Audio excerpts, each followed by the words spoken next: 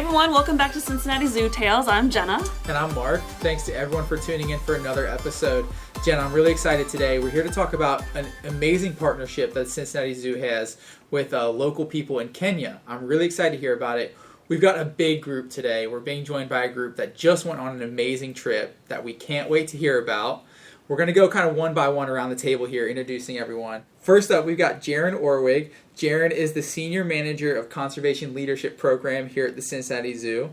Jaron, thanks for joining with us. You want to tell us a little bit about how you got to be where you are today and what brought you to Cincinnati Zoo? Sure. Hi, everyone.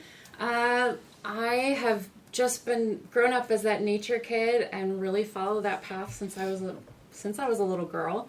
Worked at Toledo Zoo and ended up here at Cincinnati Zoo and Botanical Garden. Been here about 9 years. And Kenya actually is a special place in my heart and my character. I studied there studied abroad in college, and so ever since then it's been my goal to get back to Kenya as much as I can. How many times have you been? Oh, to Kenya, I think this was my 5th trip, and Wow. then I think to Africa it was my 8th. And can you tell us a little bit about what your actual responsibilities are here at the zoo? Sure, yeah. So creating conservation leaders, no matter what walk of life you're in, is really important to the zoo. And so my position supports a couple different programs that really build into current and future conservation leaders, like our graduate program with Project Dragonfly, our zoo teens, our global coexistence fellows, and even our staff coexistence champions, which we'll talk a little bit about today. Yeah, wow, that's a lot actually, but very cool stuff. You're managing a lot, I feel like. Okay, let Mark do the next introduction. We have a lot of people to introduce you to. Yes. So. First off, Jaron, I just want to say I'm extremely jealous of how many times you've been to Africa. Maybe one day. Maybe I'll get on your level one day. That's a long way away. Come along, it's great. Next up, we've got Shannon Lawson. Shannon's a graphic designer here at the zoo. Shannon, thanks for joining us today. Yeah, it's good to be here. I mean, being a graphic designer sounds really cool, but getting to do it at the zoo, in my opinion, would be extra special. How did you I'm sure you knew you wanted to be a graphic designer at some point growing up, but how did you end up here at the zoo? Yeah, so I kind of knew that I wanted to combine graphic design with something related to the environment pretty early on as well. So I studied at the University of Dayton, and I did my major in graphic design and then a minor in sustainability, energy, and the environment, and then also biology, because I was hoping to find somewhere to be able to combine all of that, and I feel really, really lucky to have found the zoo right out of college. So I've been here since 2021, and yeah, I love it every single day. It's like a dream fulfilled. It's I say hi to you often when I come into your office, but I don't really know you, so that's really interesting to me, and I would have never thought about putting those things together, and you knew it from the start. It's really cool, and you have a lot of education under you. Yeah. That's awesome. amazing. You found your perfect fit here. I think it's one of those jobs that a lot of people don't realize when they think about the zoo, right? That a graphic designer position exists. What does a little bit of your normal day look like? What are you designing? Yeah, it's different every single day, which is fun. It's not like being a graphic designer for an agency or something like that, where you're on toothpaste and that's your product that you're going to design packages for. The zoo is a little bit of everything, where some days you're making IDs for animals, some days you're designing billboards, and more advertising stuff. We'll do little things like menu changes, and anything that you see signage-wise on zoo grounds would be produced in the graphics department, which is currently a team of 2, so it's really fun to be working so closely with Greg, the creative director, and have a little bit of hands-on experience with all the departments. I like to get to know everybody, and it does feel like we get a lot of that just because of the diversity of projects that we do. Yeah, that's cool, and you guys do a lot. I'm sure you're very busy all of the time. Yeah, and it's cool that there was a job that sounds like the perfect fit for you. Yeah, it was the perfect fit. Awesome. Definitely. All right, next up we've got someone who's joined us once before on the podcast, so we're excited to welcome back Zach Neiswanger. Zach is our manager of behind-the-scenes experiences here at the zoo. Zach, welcome back. We're always excited to have you. We see a lot of Zach, especially during the summertime, during our tour season, so thanks for coming and joining us. Thanks for having me back. I'm honored to be here. You clearly didn't mess up too badly last time since you got invited back.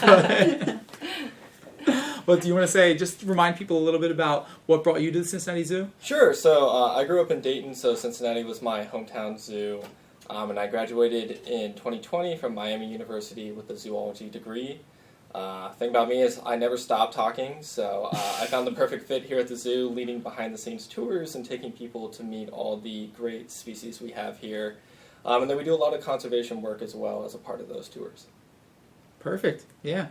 I know we work a lot with you, so we appreciate all the work you do with the behind-the-scenes experiences, keeping me and Jenna in line especially. But next up, we've got another person returning once again, Molly O'Neill. Molly, thanks for joining us. Molly's the Director of Community Partnership Conservation here at the Cincinnati Zoo.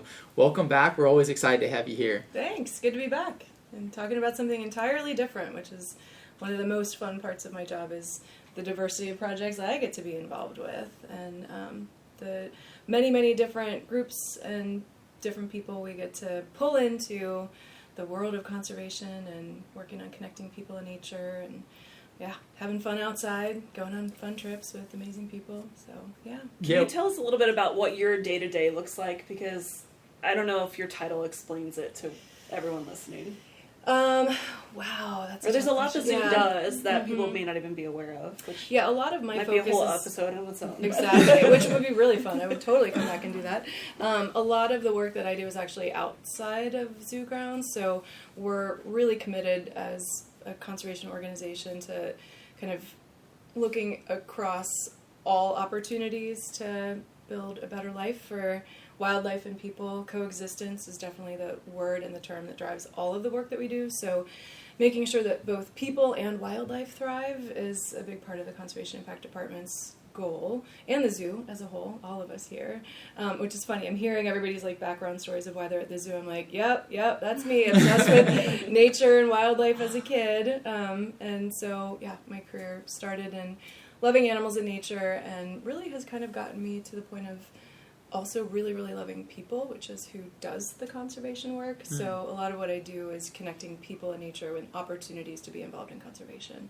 Creating new ones, plugging more people into existing ones, all of the programs that Jaren's involved with, and Brittany, who you'll meet here shortly. So supporting them as we support emerging conservation leaders and doing great work out in the community, getting more people to fall in love with the zoo and nature. So really fun job. Lots of like rewarding, inspiring work. Yeah. For sure. Yeah, I love that you touched on just kind of like that common thread here at the zoo. No matter what department you're in, you share something in common with them, your passion for wildlife, right? It makes it easy to connect with people and your coworkers here for sure. Yeah. Look at our website. Who doesn't love pictures of baby animals? Honestly. So, All right, thanks, Molly. And last but certainly not least, we've got Brittany Guerrera Stapleton. She's our volunteer coordinator here at the zoo. Thanks for joining us. We're really excited to hear a little bit about what you do here at the zoo. Well, thanks for having me. So like you said, I manage the adult volunteer program here at the zoo, a strong crew of almost 475 adult volunteers. Wow, I didn't realize the team was that big. Yeah, and they have almost 40 different roles that they do, all different things here around the zoo. So keeping track of them and making sure that they're communicated with and feeling valuable and appreciated in their role. That's most of my day-to-day. But then I also work with an amazing group called the Habitat Ambassadors, and they're the volunteers that you meet out on grounds who are talking with visitors and sharing our messages around coexistence and giving little calls to action to help bring the zoo's mission into their own communities. That's perfect. Yeah, I know, like, my mom, when she comes to the zoo, she always says, I love when there's someone in front of the habitat. Like, I wish there was one at every single one, because she loves to, like, ask questions and get all of the info. And so I'm sure most people love having all the volunteers I love to out there. hear that. And they love to answer your questions and give them a chance to inspire you. If you see someone out there, absolutely go talk to them. They have lots of fun information to share. Yes. That's awesome. And what brought you to Cincinnati Zoo? Oh, well, I grew up in northern Kentucky, and so Cincinnati Zoo was a part of my everyday life. I like to think of, if I wasn't here, I was thinking about it and knew that one day this was where I wanted to end up. I wasn't sure exactly how that worked. I was just a little 5-year-old that was obsessed with cats that led me to love other animals, but it did all start with cats, big, small, any size. And in the 4th grade, the Cat Ambassador program came to my school, and that was it. I knew from that moment on that I wanted to be a part of something bigger than myself and helping people to fall in love with animals. So went to college and studied biology, and then took a weird left turn into healthcare for about 15 years, but fell in love with people at that point in a way that I didn't know that I could, and helping them, and realizing that I just really love helping other people learn about animals and be inspired by the people who are helping them, making a difference. So then I had a job opportunity open up here with volunteers that kind of matched that love for people and love for cats, all animals. And so it was really fortunate that Molly saw something in me and gave me a shot, and I've never looked back, and now they can't shake me whether they want to or not. It was a no-brainer. That was a really fun interview. I was like, wow, she was like built for this. This is perfect. You're hired. Offer letter. I think one of the coolest things having this huge group, like from all different departments and like different. Some of you have similar departments, but like we're all hearing we all have the similar interests, and we want to help animals and conservation and wildlife. But there are so many different types of jobs and ways to do that aside from being a zookeeper. And I don't know that a lot of, like, in college, I didn't necessarily recognize that there were all these different opportunities to, like, be in the field, but not directly working with animals. So hopefully some young person out there listening now realizes there's a lot of different types of opportunities to work with conservation or wildlife. There's many avenues to take for sure, but we're really excited to get into kind of the reason that we've got this group together here today and some of the conservation work that the Cincinnati Zoo is doing in Kenya. Jaren, do you care to talk to us a little bit about what brought you guys to Kenya? What was the reason for your trip? Sure. So almost 20 years ago at this point, our zoo leadership were introduced to a man named John Kamanga. And we've, being the zoo, we're trying to get people all over the world to see these amazing spaces through travel programs. And so we had been, as a zoo, going to places like Kenya and Tanzania, et cetera, for a while. And while zoo leadership was there and learning about conservation, seeing this space, that they again were saying, oh, you need to meet this person named John Kamanga. And he, at the time, was a chief of a community in this place called Olkermatian, which if you picture Kenya, the country of Kenya, at the southernmost border between Kenya and Tanzania, in the Great Rift Valley, so think desert, savanna, very arid, dry, hot, was this man and all of these community members doing some amazing coexistence work with the Masai communities that live there, with wildlife like lions and elephants, and trying to figure out how do we continue our traditional practices of coexisting and living with and alongside of wildlife peacefully, or as peacefully as you can, for decades, centuries. And so the zoo early on got connected to John Kamanga and an organization called SORALO, the South Rift Association of Landowners. And we immediately knew that this organization was special because they believed so much in taking care of both people and wildlife and the landscapes that they're found in. And so the zoo has been a supportive partner of SORALO for almost 20 years at this point, through various partnerships. We bring, with a partnership with Project Dragonfly and Miami University, we bring graduate students there every year, every summer. I'll be going back again this summer. We've been doing that for almost those entire 20 years. And then also just trying to figure out how else can we partner with SORALO, how else can we partner with them and all of the great work that they're doing, whether it's through fundraising campaigns or more recently, which was the purpose of this trip, we've been working with them on a project to continue building their operations there and to help support all the great work that they're doing. A few years ago, John Kamanga won a Tusk Trust Award, which is given by Prince William and the UK. And so of all the thousands of submissions that came in from all over the world, John won this award on behalf of SORALO. And with that award also came some funds, some money to do good work in that specific conservation organization.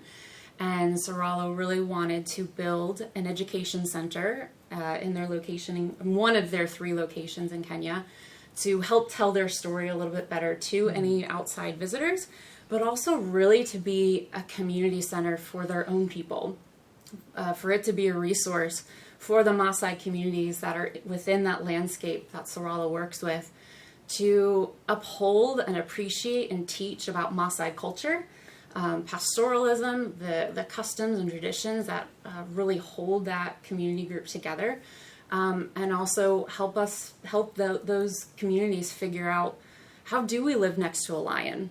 What do we do when a hyena comes through and maybe it disrupts our cattle and our sheep and our goats?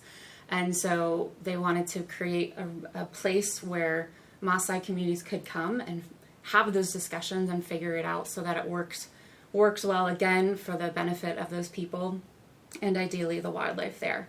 And so with that money, they knew that the zoo, Cincinnati Zoo, we build exhibits, habitats, we create experiences through graphics, behind the scenes tours, through all the different habitat ambassadors, and all the education programs that we do. SORALO knew that we do this all the time, just in our own context. So they asked us to help create this space, this new education center from the ground up. A couple of years ago, the first group of this, I would call it a task force, if you will. The first group went a few years ago that included our master planner and an architect. It included one of our sustainability folks. Myself and a few other folks went to first get the lay of the land of asking the staff, what do you want? What buildings would you want in this space? What would you want this to look like physically? And also, what stories do you want to tell? What elements of your culture are important to you that you want to share with other people, and you want to reinforce with your own communities? And how do you tell your story of conservation? And we gleaned those details and spent some time with the SORALO team gathering all of that information. And we came back to Cincinnati, took all of that information and created a lot of different deliverables, including blueprints of what a space could look like. And then last year we sent another group to continue on that work, focused a little bit more upon the sustainability of their operations. How can we look at using more solar? How could we look at their water systems and make it more safe and accessible to people and clean water, but also conservation, knowing that they're in a place that deals with a lot of drought. And so that was the focus of last year's group. And then so our group, this past March, in between the last group and this group, they took those architectural designs and built this center, which includes a couple of welcome buildings, and then includes 5 separate little structures that are, it's more of a walk-through experience. So I wouldn't say it's one singular building like a museum that you might be thinking of, but it's a walk-through experience, and each station is helping showcase a different element of the story they wanted to share. And so the buildings were built last fall, and it was our task this past March to go back to this physical space now and figure out what we're going to put in each of those spaces. What is the artwork that's going to go up on the walls? What are signage that will be created? What are the possible educational programming activities and ideas and discussion points that we could have in each of these spaces? And really figure out how they could use that space from a more interpretive storytelling type lens. And so that's what we did, and that's what we're excited to talk to you about. That's amazing. It was an interesting challenge too to go into that, where we sort of have our Western lens, and we wanted to, of course, honor the Masai experience and the SORALO approach, and so it was really a fun challenge to think about how do we build out these experiences in each of these 5 spaces and 5 buildings that address this very wide audience they might have. They might have Westerners, they might have tourists come, and how do they experience this? But what was, I think, was really amazing and just a lot of learning opportunity for us as a team was how else and how can they use those spaces to really connect deeply with their people? So school kids, how do the Masai school kids want to come and experience That was actually this? one of my questions is, do they have like a target audience or like a group of people they wanted to mostly like? That's the That's challenge. Kind of, yes, that it is diverse. Right? Okay. So not so much a target, but how can we help them and help together sort of reveal what are those opportunities to connect with a diverse audience. So definitely school kids, and that was I'm going to just jump right into one of my favorite parts of the experience was when we were sort of walking through and imagining what could be experienced in each of these spaces, which I'm sure Jaren can talk about what the meaning of each space, but we had community members, and so there were teachers who were coming in and viewing it through the lens of like, oh my gosh, how am I going to get a bunch of 10-year-olds to pay attention? What experiences can we do in each of these spaces that will grab their attention while also making sure it's a flexible enough space to engage with like a group of tourists from Ohio, wherever they're coming from. So it was really neat to watch that happen through the lens of John Kamanga and his leadership and how he was bringing in all of those different voices so that the outcome and sort of the final product would actually cover all those bases, and anyone, whoever you are, coming in would have some really amazing takeaway. So it's like hard to understand for people who haven't been there, at least for me. But so this is almost, I don't know, I don't want to like downplay it, but a tourist attraction, like tourists.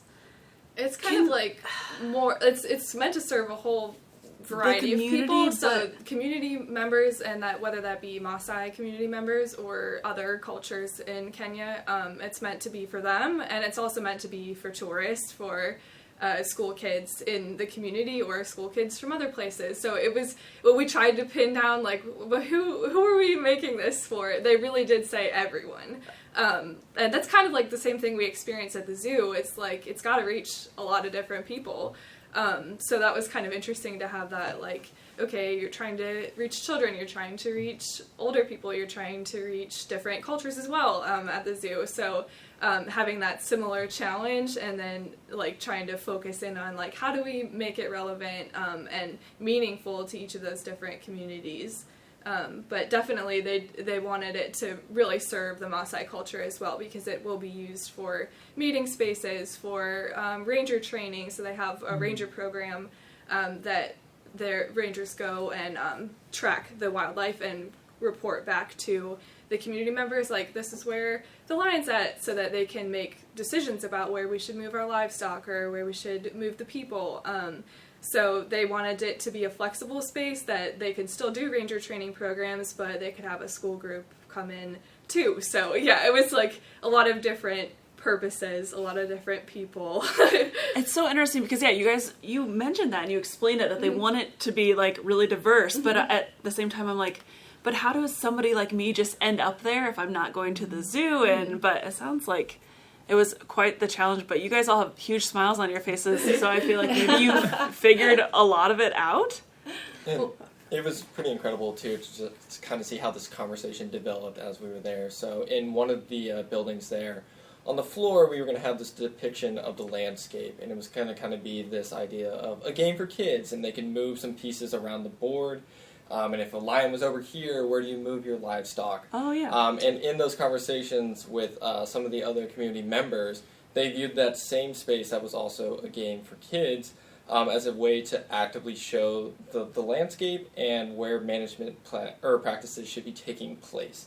So it was a dual-purpose sort of thing that came out of just what we viewed as a game, which was excellent. So. Huh, that sounds really neat. For like, just to explain to people who may not understand exactly what all the landscape looks like. I know you like described it as dry and all of that, but like, I guess not the landscape. Can you describe how the Masai culture actually lives so that people kind of have an understanding of what we mean by if there's a lion here, we're moving their livestock? I'll jump in and just say it is incredibly planful.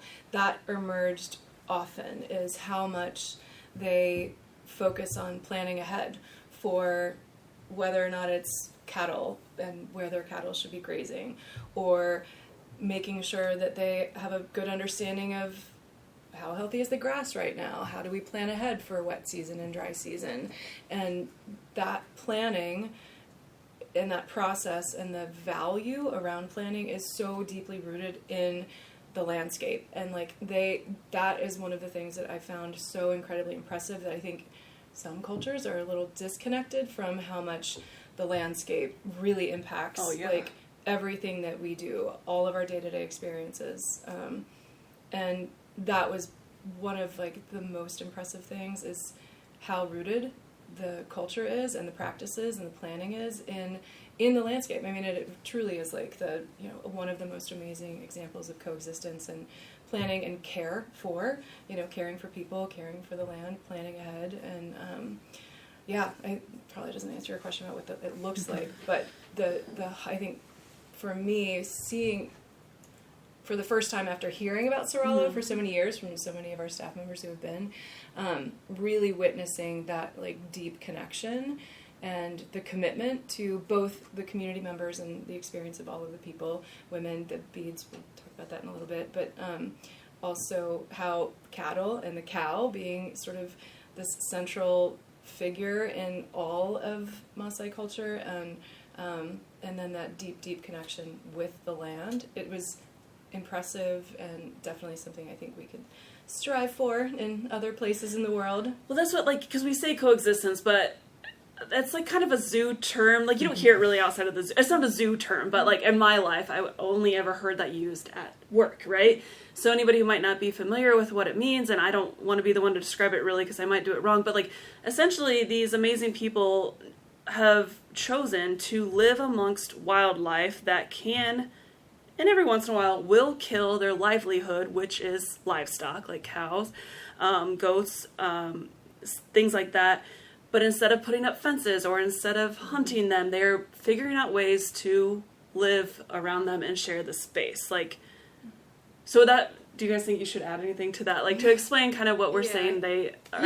Yeah. So, like, when you get asked questions about, like, what are you going to do in Kenya? Like, you try to explain to your family members, and like, where are you going? What are you doing?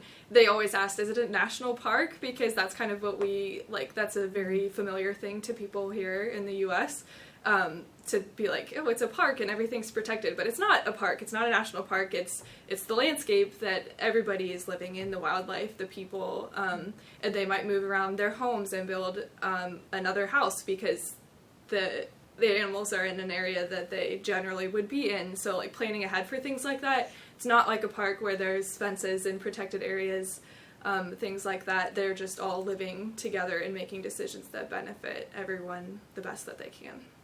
Which I think is so special and so important.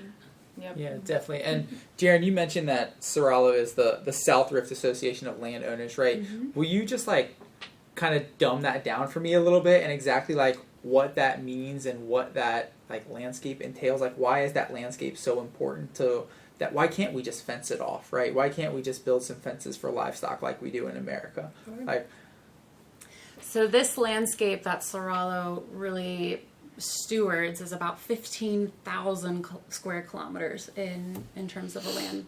And if you're familiar with Kenya, or you look at a map of Kenya, there's Amboseli National Park, kind of at the southeast corner of Kenya, and then you have the Masai Mara, which is more on the southwest part of Kenya.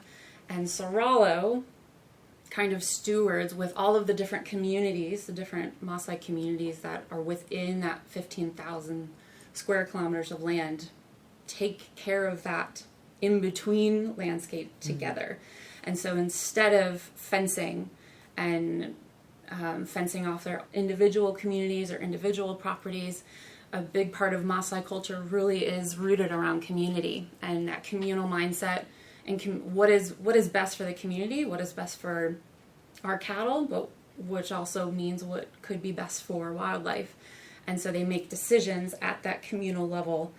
And so instead of fencing in kind of the park scenario that we're used to here, it really is looking at it, zooming out and looking at the landscape and that 15,000 kilometers of land to figure out how do we survive and support our culture, and which makes room, it naturally being a pastoralist livelihood community, you are moving. You don't have permanent structures that you always are staying within.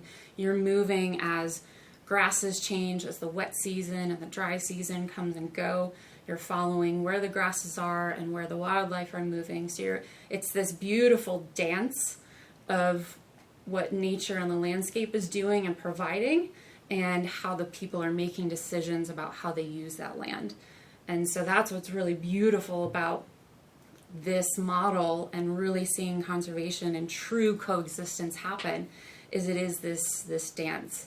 And that's what makes SORALO really special, is that it's doing that at the communal level, and it's getting almost 30 different Masai communities all signing on to say, yes, we are going to steward our land in this way together. We're going to make decisions in this way so that it benefits both people and wildlife.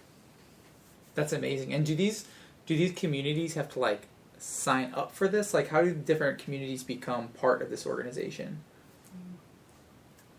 They do sign on. So it is something that SORALO has identified as, as these are some of the practices that we believe in, how we govern ourselves, how we manage our spaces, how we manage our communities, and after lots of conversations and discussions, because again, it's a very communal mindset and process, Masai groups that say, yes, this is what we are also going to sign in for, become an official partner community of SORALO. And through that, they gain support, they gain additional network, they gain access to the resources that SORALO can provide. SORALO is supporting a ton of ecological research, both from the landscape, like grasses and water, to wildlife movements, where wildlife are showing up, where they are headed next.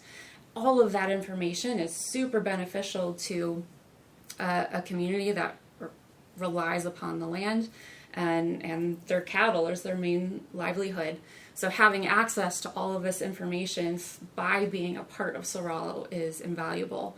And also SORALO, through different funds, like because we stayed there and supported them for a week as guests, we paid fees to SORALO, to the camp. Those fees help support operations, but also SORALO uses some of those funds to support schools, pay school fees, so that kids in the community, if you're a part of that SORALO network, now SORALO will help support your child to pay their uniform fees, to pay their school fees, so they can go to school and get an education. So there's a ton of human benefits and land benefits that these community members get to enjoy and be a part of because they are a part of SORALO. That's really interesting. It's just so different from here, where we're all like selfish and like like thinking of our own family or ourselves or that sort of thing. So I got you guys a little off topic. You were doing great. Like, I love the example that Zach gave of explaining what you all actually did while you were there. So is there something, like, can you tell us any about any of the other buildings or any of the other ideas you came up with, or what's actually being implemented or will eventually be implemented? Go for it. Everybody's looking at me. There's so much. It's hard to even know where to start. In the 5 buildings, I guess we could start with the very first building, and maybe we can just go through all of those.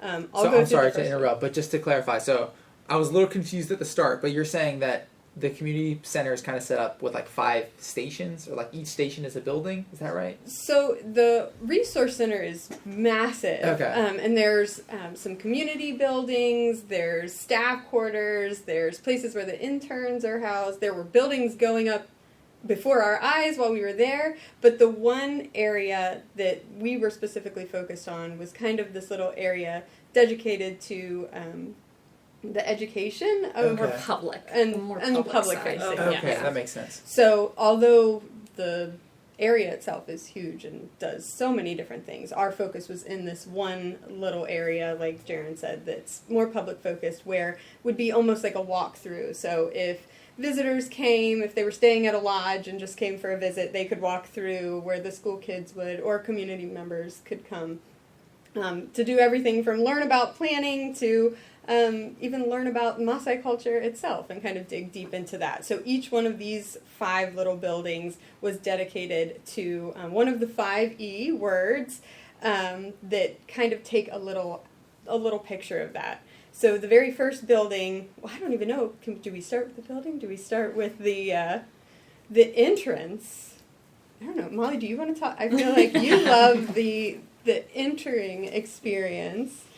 So we thought we were going just for 5 buildings, but it was one of the funniest things that was said when we were actually going to the planning part. Instead of having just 5 sheets of paper to talk about the 5 buildings, we included the entrance and the marketplace and reception and the educator office. So it turned into even more than I think the staff there was expecting us to go into. So yeah, I'll speak to the first thing you experience whenever you go anywhere new, right, is like, what is the look and feel, and what objects or what things in sort of your visual field will kind of trigger, like, okay, this is something meaningful. And what I loved was that it was decided that the first thing that you would see when you walk into Lalayanuk is a cow.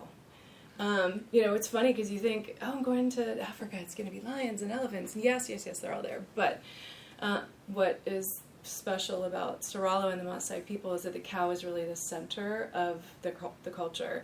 And so, yeah, let's highlight that. So we recommended that a cow be a live statue. No, a statue. Well, I want to meet a cow. I mean, around there. You can hear them, you can see them, but yeah, no, we did not recommend a live cow. Okay. We recommended a statue. So that really sort of starts off the experience with you kind of coming in and going, okay, this is going to be maybe different than what a lot of other sort of African, for the tourists specifically, what maybe you would expect in an African sort of safari experience. It would be really well connected for the school kids because they already know, like, okay, this is central. But it was very cool to sort of like land on that being that sort of aha moment of walking in this beautiful space and seeing a cow. And it's a drastic difference from, we were in Nairobi when we first got there and went to several places. And a lot of places you go, these metal sculptures are just part of what you see out in front. And it's all wildlife. It's big, lions and zebra and giraffe and wildebeest. And so to know that coming in, everywhere else you go, you're seeing wildlife. And when you walk in there and you get to see the cow, you are automatically set up to feel something different. It's very cool.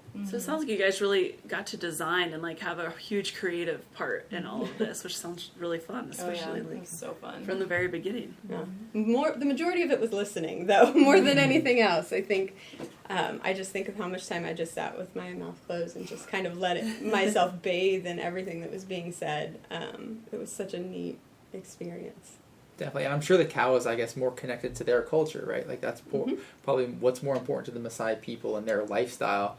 So now we got the entrance. Would you guys talk about? Take us through the buildings. I love that you touched on that, though. I'm all for it. Well, we had to set you up. You had to have the same experience as you're walking through. Yeah, picture yourself walking up and there's a cow, and then go to the right. And well, I'm not going to get to the building yet, and I'm going to point over to Shannon because I think she had such a lovely idea for the reception area. I'm going to walk you through the whole process. We're not going to let you get to the building. Please do. We're building suspense. I can see it. You're just ready to go. But I think the reception area is a lot of we were talking on the way in about national parks and how much we love visitor centers and what you can get in there. So it is an important part of the experience, even if you're only there for a few minutes. And so, Shannon, not to put you on the spot, but if you want to... Yeah, so we talked a lot about kind of when we first started this, we were talking about what does the landscape look like, and we kind of thought that would be a similar experience a lot of the people would have, even if you are part of the culture, just like centering yourself like where you are right now. So there's a huge wall, it's probably like over 15 feet long. It's a very large wall, and it's essentially going to be, we think, a map of the whole landscape. So you can kind of picture, okay, here's Amboseli, here's the Mara, you know where the national parks are, and then you figure out where you're at, and that's important for the tourists and other groups that come in to be able to, figure out where they're at, and then also for the Masai culture to be like, this is our land, and kind of begin the process of now we're going to go through the 5 E's and talk about each of these spaces. So it's just like centering yourself in where am I, what does it mean to be at SORALO with this giant map. And we're hoping it could be like 3D kind of like raised relief type of thing. So, because there are lots of mountains as well in Kenya. Not sure, for people who haven't been there, there's a lot of mountain ranges. So that's important to the elevation, and all of that is a part of the landscape. So. And then when you exit that building, you come out and you reach my personal favorite building, which is Nkopang, and it is a tower in the landscape. And so you climb up there, and you just have breathtaking views on all sides of the landscape.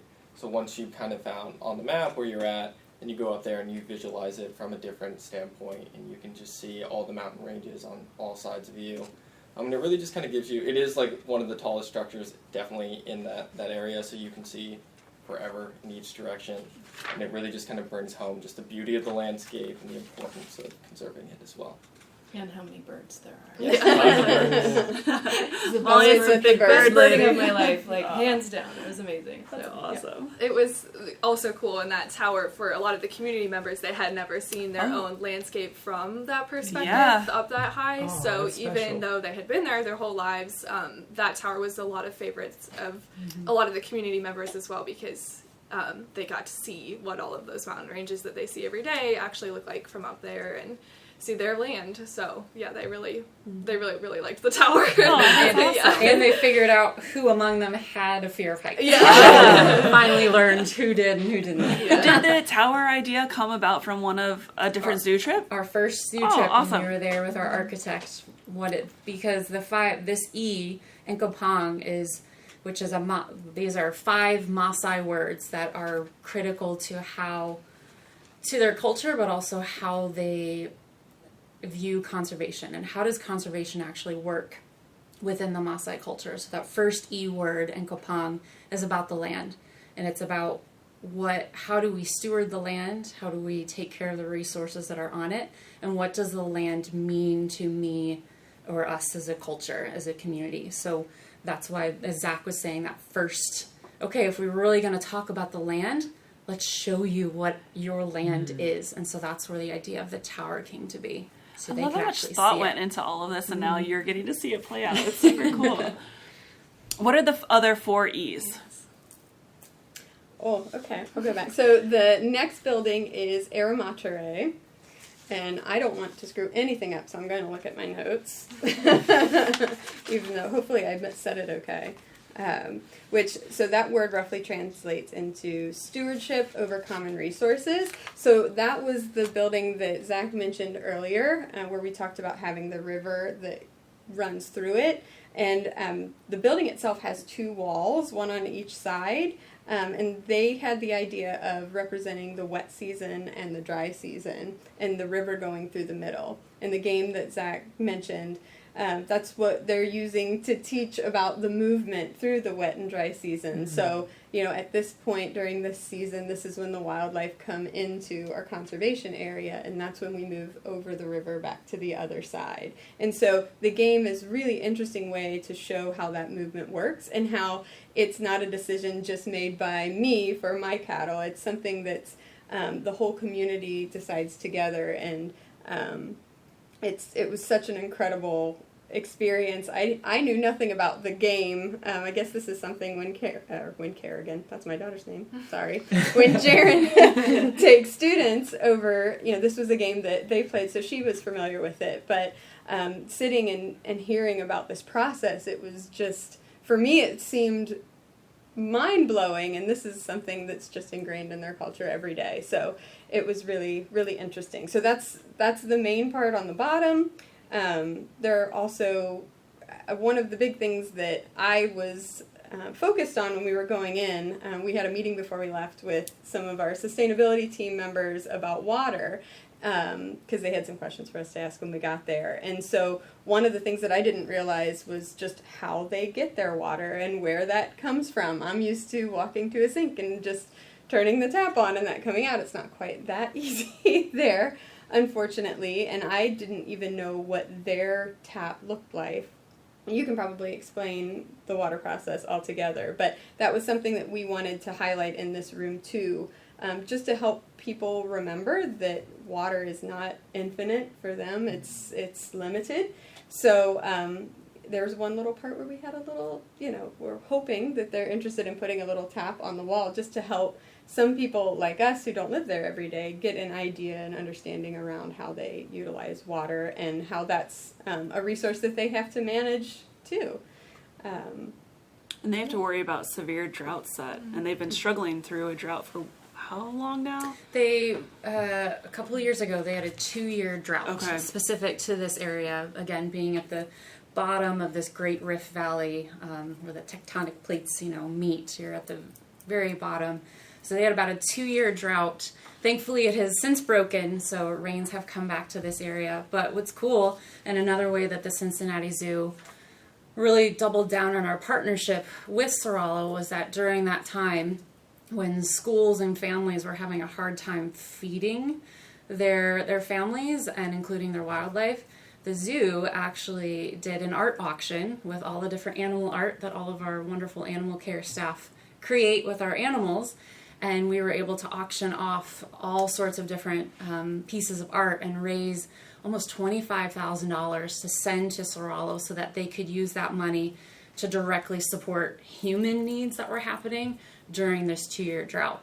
So that was a really special way and just another way that the zoo really wanted to support our partner. Yeah, I think it's amazing to highlight and remind people that, well, we are educators and we bring, happiness and even entertainment in a way here by people coming to the zoo. The zoo also is supporting organizations all over the world and including people and doing so much amazing work outside of, our walls, so to speak. Yeah. So thank you. If any of you listening purchased or supported that art auction specifically, it helped the people that we work with.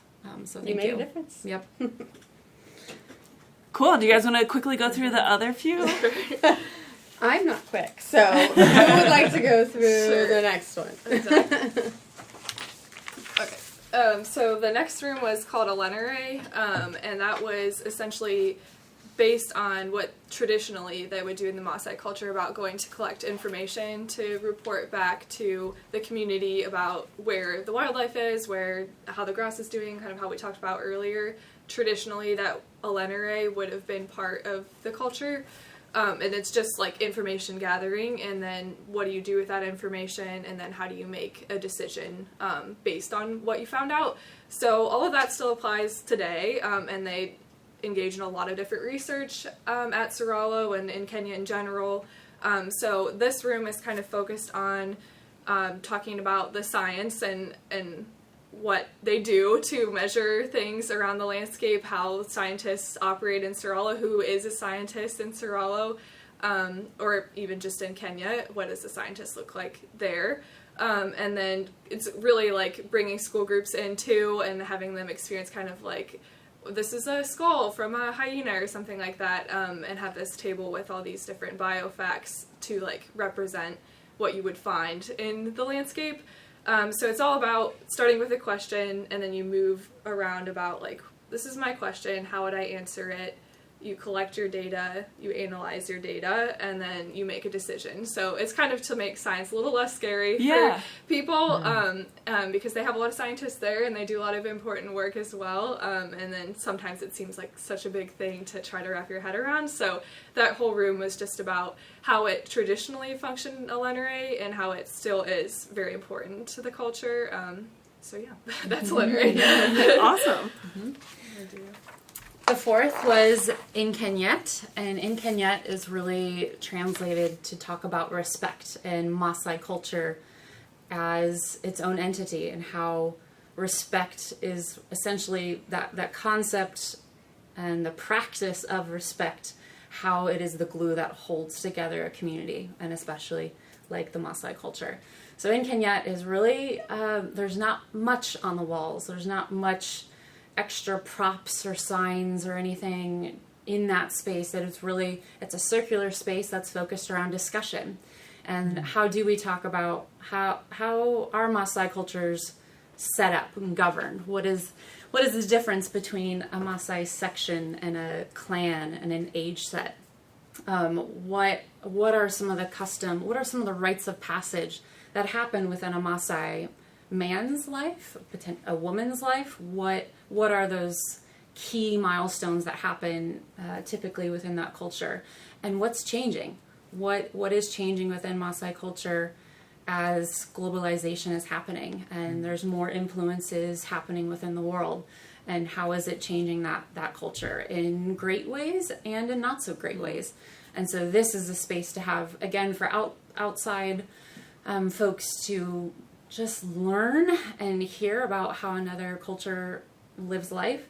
And then for Masai community members to discuss what's happening within their own communities and have that open, safe space really to dig into that side, which is still a really critical component to how does conservation and coexistence happen in a landscape like this. Culture and how that functions is extremely important. So that's why it's station number 4. And we'll wrap it up with station 5. Oh, you're throwing it back. Yeah. I will try to be brief. This was by far my favorite building. Oh, perfect. You can tell us about it. I wanted you to do it. Well, thanks. I'll flip through it because I like to be, I like to be thorough. But this whole station, and I'm going to have you pronounce it because I always pronounce it. Intisere. Intisere. It's all focused around hope and pride. Originally, I think we were thinking it would all be vision for the future and a hopeful vision for the future. But as we were in there and as we were talking, this thread of helping the local Masai community have pride in their culture as well was kind of an underlying little theme. So, so vision for the future. The building is set up, there's like one doorway in and then you're kind of walled all around. So the point is you'll walk in the front door and then along the back wall and along the sides, there's just things to help you think. So I think John mentioned multiple times that he was hoping that people left with more questions than answers and hopeful questions of what they can do or how to make a difference or have pride around what they're already doing and celebrate that. So there's a recap of the 5 E's on one side. There's mention about what's changing, and it's just a few words to help start the conversation. I think that's another thing I love about all of these buildings is you're not going to go in there and stand and read on the walls everything. You're really going to have these interactions, not just with the people that were working there, but with each other, and brings up questions. Another thing that came up was just the idea, coming from the selfish society that I'm in, is this understanding of how they are such a we culture instead of a me culture. Yeah. So that's another thing we hope to highlight on the back wall, and then also highlight some of those action steps that we can do to bring more awareness, whether that's learn more about the things that we've discovered on this journey, or share with our own community things that we've learned, or take action and do something ourselves if there's something that you can do. And then the next spot you can kind of highlight, and they'll have a pledge wall where you can actually write something there. So while you're all facing in, you're seeing all of these questions and your mind's going, and then as you turn to walk out, highlighted on the way out, there's photos that represent the future through kids and Molly's very favorite baby animals. She likes to always include the baby animals in there, so hopefully they make an appearance.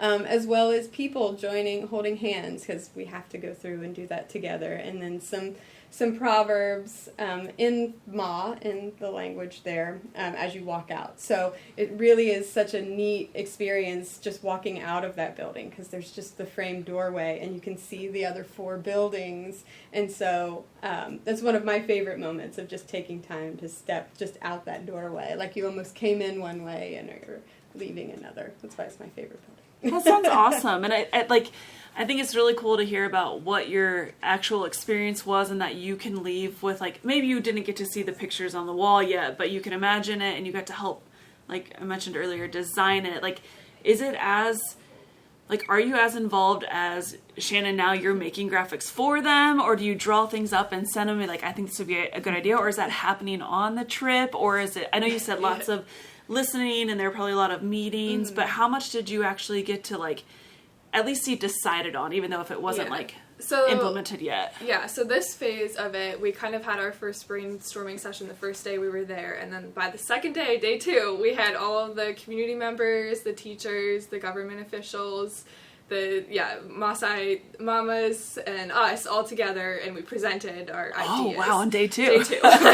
And then day 3, we had to like, process their feedback, but honestly they were very, very positive about it, so we could kind of start moving forward with what each wall would look like. So now, coming back, we're to the point where we each kind of like break down each wall, what will be there, and then in the meantime, we're kind of just waiting to see what happens. If they want our help, then we are like more than happy to help with it. But they are working on it. Hopefully, they wanted to have stuff in place, signage on the walls when Jaren and the group returns in July. Awesome. So they're moving pretty quickly. So we'll see if they reach back out for help with designs or things like that, or if they're just going to take that on. But our first thing was to get the plan for what the messaging will be, which is all pretty much wrapped up, and we're sending back to them pretty shortly. So that was the first thing that we kind of like helped with. And we'll see where it goes from there with as far as designing or stuff like that. And I think one of the neatest parts about us going, and I don't think I realized it until we got there, was there's so many different people within SORALO, and they all had ideas about these buildings, and I think they all had conversations about it, but us coming gave them the reason to all get together at the same time and discuss this. So when I say we were just listening, it really is what it was, because we were there and all these great, incredible, inspiring minds are together walking through the process of what they were thinking and going through, and we were all furiously taking notes on everything, and really our job was just to help kind of dwindle that down to the most important, funnel it down, as Jaren said, to the Streamline most important. It. Yeah, and then put together that plan for them after, like Shannon said, put together that document of all of those ideas that were brought to the forefront and that seemed to be the most impactful. And they seemed happy with, like, I mean, it's hard if you, like, really wanted your idea and then, you have to cut out some ideas. But they were, I mean, we all commented on, like, how amazing it was, how much trust that they seemed to have in us, having, like, most of us, I mean, they knew Jaren somewhat, but being there for the first time and being so accepted and to, like, be able to offer your own thoughts, and they were more than happy to listen to any idea and change ideas based on whatever happened based on the conversations. So yeah, they were very trusting of us, and we felt very grateful to have had that opportunity. That was actually my favorite comment, I think, of the entire trip, was one of the SORALO staff members said, reflecting upon this whole experience that we did, Mercy, was that she said, we have outside groups approach us all the time that are interested in what we're doing and want to work with us and collaborate. And the community members around are always more hesitant to engage because it's like, well, what do you actually want? What are you actually trying to do? Mm-hmm. They say as soon as the community knows, oh, it's the Cincinnati Zoo that's back, great, let's dive in. And so I took that as the highest compliment for the zoo, and again just shows how much we've just built into this almost 20-year partnership. And relationship. We're here, we're not going anywhere, we're in this for the long haul. And so the fact that they're like, oh, it's the Cincinnati Zoo, open arms, and helps expedite some of this project work that Shannon was talking about. And we sort of mentioned it, but like you guys are going and helping them, but they're also helping you all and inspiring you, beyond anyone can probably imagine. And you're able then to bring that back and share it here with people.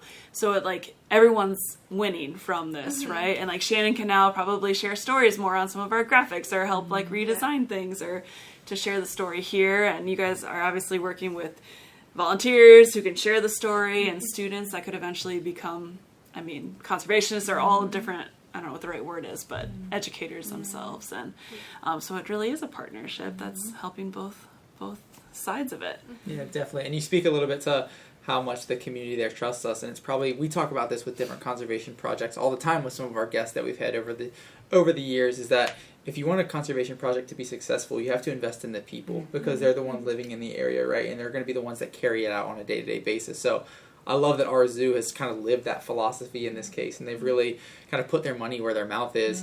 You guys have spoke a little bit about some of your favorite areas at the Conservation Center. Did the community, did they have any specific areas where they were like, I know you mentioned the tower, they enjoyed going up in the tower. Was there a specific area where everyone was like, oh, we need to go check that out, or this is our favorite section? Probably in Kanya, the respect room was where we spent the most time. Every single time we entered that space, we spent like 2+ hours there because the community members just really engaged with that, the way that it created that circle for discussion, and they just talked with each other about their culture and what they saw as changing and what that meant to them. So it was always really fun in that room. There's a lot of laughing all the time. We didn't always understand all of it because some of it wasn't Swahili or Ma, but we were laughing with them anyway. So yeah, they really liked that space to just have the opportunity to talk with each other, I think. That's super special. And there was so much opening up going on. I mean, especially for someone like me who I've done a lot of reading, but I knew very little about the Masai culture, and to have so many different members of the community and members of SORALO even just feel so open to ask questions that you would think maybe that would be something that you would be worried to ask, just for some clarity around things within their own culture that they didn't know. It was such an incredible experience, and to be met with, maybe a chuckle or two, but real solid answers. And some of those conversations were things that prompted things that to go in that room to continue those conversations. That was a special spot. We need to come up with like our own version of a community center respect room here, because like that sounds like a great idea. Probably all need to work on productive conversations. Our culture. Well, for the sake of time, unfortunately, I know we all have a lot to get done today, and there's so much more you could tell us, and I would honestly love to hear any like really funny stories or your experiences. I'm sure you got to go on like 1 or 2 safaris maybe and see some animals. Is there anything you guys want to highlight before we wrap up with the like maybe not so much work? I know it was fun work and inspiring work and all of that, but more of like on the relaxing end of things. Is there anything that comes to mind? We were lucky to see a lot of animals and wildlife while we were there, and Molly would say birds. We kept a list, and we saw over 80 different kinds of birds. Wow. So, that's incredible. And she says Molly would say because Molly and Zach had to step out for a different meeting, so they're no longer here in the room. Yes, but our Mercy was she is a big birder, so it was fun to have somebody who could kind of point out this is what this is, and have that expertise with us. But we were lucky to see a lot of different animals. We saw a leopard and the Mara. Yeah, the Mara. Yeah. Elephant, lions, Hyena, giraffe, which are now Lots of one of my favorites. Oh, yeah. Hyena, they're so neat. Yeah. There's just nothing like sticking your head out the top of a Land Rover, and whether it's at 5 a.m. in the morning or 8 o'clock at night, and you're just the breeze. There's truly nothing. There's There's nothing something like it. special about Dust Africa. going It's into your just- lungs, all of the things, and you've got a spotlight out, and you're looking for wildlife, and you come across 2 juvenile male lions, and that was just amazing. sit in that moment. There's really nothing like it ever. I've been to Africa once, and I will always say, like, if you have the money to save up to go for some giant, like, beach vacation or something, maybe reconsider. Like, even if you aren't, like, a huge animal person. There's something so special about Africa, and you will just like leave different. I feel it's a feeling you can't explain. Yeah, and the people are always so kind there. Like at least all the experiences I've had. And like Shannon was reinforcing a lot of when our time there, we were not in a national park. We were in a communal conservancy, part of the SORALO landscape. So we literally left Leleanuk, our little spot with our tents and these buildings, and we hopped in a vehicle, went across the river, and then went into some of the grasslands, and that's where we were seeing some of these animals. So it wasn't, we didn't have to go into this park situation. It was right there where we were living. Yeah. Yeah, it's always magical, and I love that you described it as like a dance earlier. Like it really is, like they're so in sync with the wildlife and with nature and the way the animals move and everything. It's magical. And there really each is other nothing working like it. together, Yeah. make decisions and. Yeah, Hardest part of the whole thing. Yeah, right. I remember on my trip to Africa, I was just floored because we were, in our Jeep and up looking out on the open air, savannah, and on one side we could see these pastors moving through the land with goats, and then on the far right side we look over and there's 2 lions over there, and we're like, how is this even possible? This seems like shouldn't exist in the same area, but they really just know how to utilize the landscape. And that's how it always was. That's like we're trying, I guess with Coexistence, it's how do we get back to what worked? One of my questions. What changed? Like, why is that now something that they have to go back to? Is it habitat loss? Is it, drought? Is it things like what is? It's a little bit of everything. Culture change. Yeah, it's a little bit of habitat loss and more so land use changes. With globalization, there's this external pressure to privatize land, have a deed, have your own space. That's something that we're very used to in a Western lens, but in most communal cultures, not just Masai, but all over the world, it is more about that community. But now with external pressures, having more individualized property is leading to fencing and leading to some of these decisions. So, and moving away from pastoralism to agriculture, or we're going to move to the city and just do life there. We don't want to become pastoralists anymore.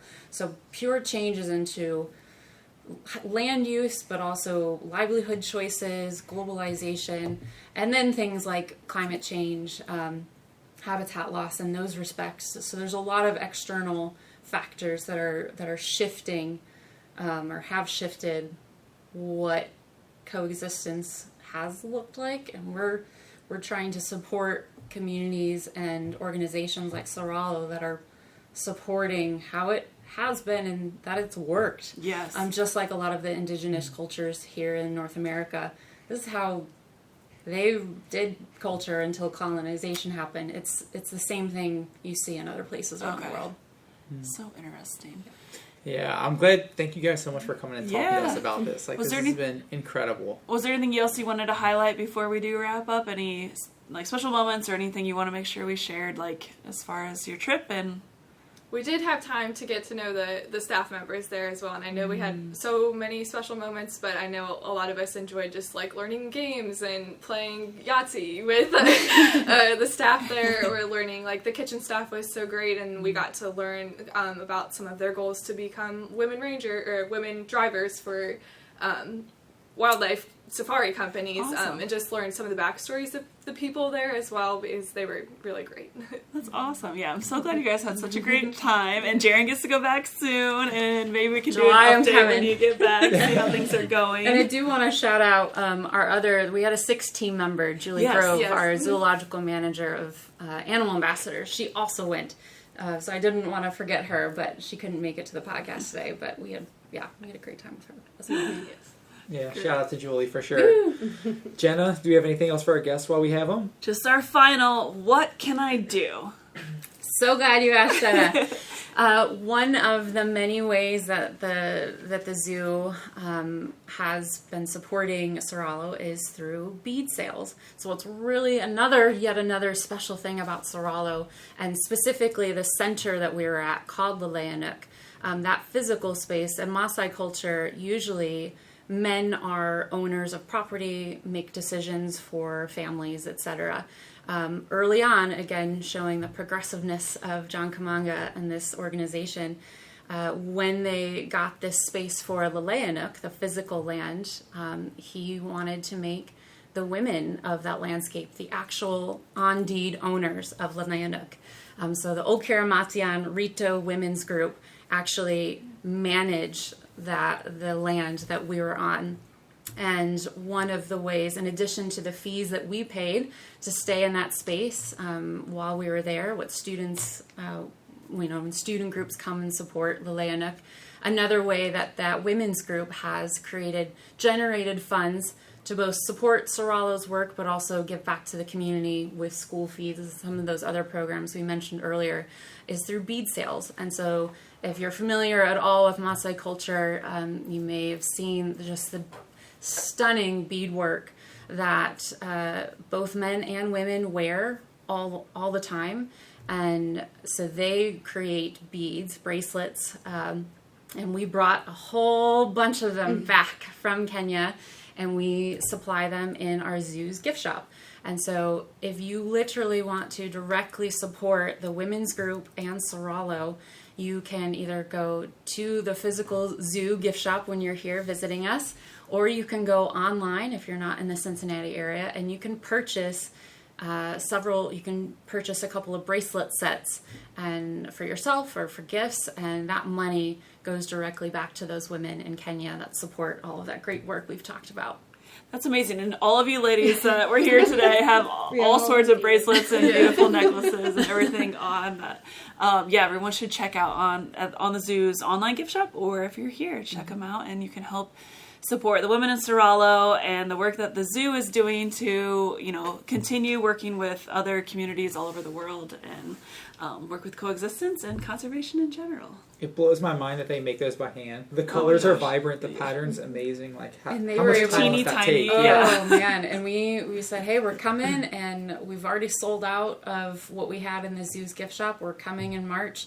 What can we do? Can we get an order of 1,000? And they're like, okay. And within about a 6 days span, we had 1,000 bracelets that we were able to bring back. So those ladies got it done, and we were excited to support them. Yeah, and some of them, even while we were there was a time when we were working, and everywhere you looked, there was women around all making these beautiful bracelets. So they really, truly were being made right when we were there and brought back with care. Very here cool. To Cincinnati. Well, thank you, ladies, and to Zach and Molly who were here, and Julie, sorry we missed you, but we appreciate all of your time and telling us about this and all of the work that you did to help, so thank you for coming. Thank you for having us. Ashe Oleng in Masai. Love it. And thank you for all the work that you did in SORALO. That partnership is so special, and love to see all the work the Cincinnati Zoo is doing. So until next time, everyone, thanks for tuning in to another episode. Take care. Have a good one.